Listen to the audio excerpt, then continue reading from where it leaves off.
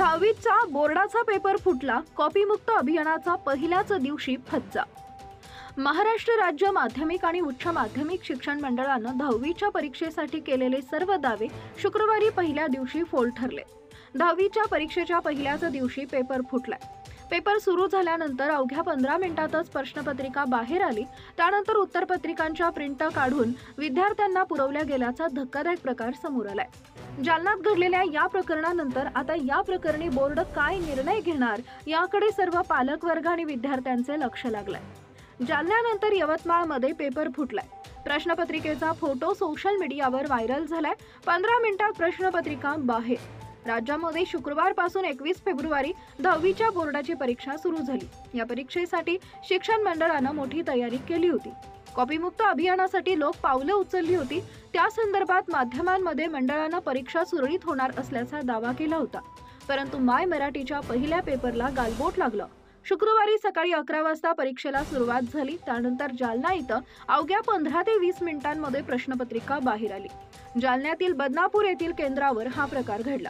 या ठिकाणी असलेल्या एका झेरॉक्स सेंटरवर थेट उत्तरपत्रिकांच्या झेरॉक्स मारून विद्यार्थ्यांना पुरवला गेला। जालना शहरातील झेरॉक्स सेंटरमधून उत्तरपत्रिकांच्या प्रिंटा काढून विद्यार्थ्यांना पुरवल्या जात असल्याचा धक्कादायक प्रकार समोर आल्यानंतर पालक संतप्त झाले। केंद्रावर उत्तरपत्रिकेची झेरॉक्स।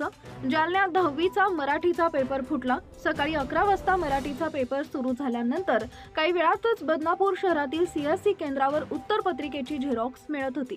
जालना जिल्ह्यात 102 परीक्षा केंद्रावर जवळपास 32,000 विद्यार्थी 10वीची परीक्षा देत आहेत। आता हा पेपर व्हॉट्सअपच्या माध्यमातून कुठे पर्यंत पोहोचला याची चौकशी पोलिसांना करावी लागणार आहे। परंतु या प्रकारामुळे परीक्षा मंडळानं कॉपीमुक्त परीक्षेसाठी केलेली जय्यत तयारीचा फज्जा उडाल्याचं चित्र समोर आलंय।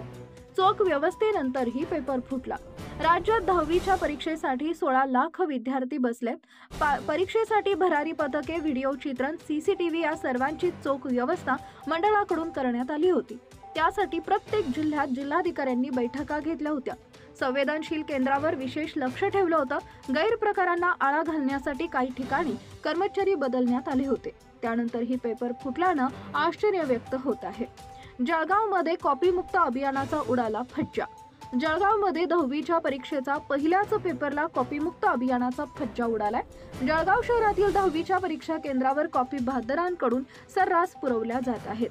तसेच काही परीक्षा केंद्रावर पोलीस कर्मचाऱ्यांच्या समोरच कॉपी बहाद्दर कॉपी पुरवताना दिसत आहेत। Subscribe now and press the bell icon. Never miss an update.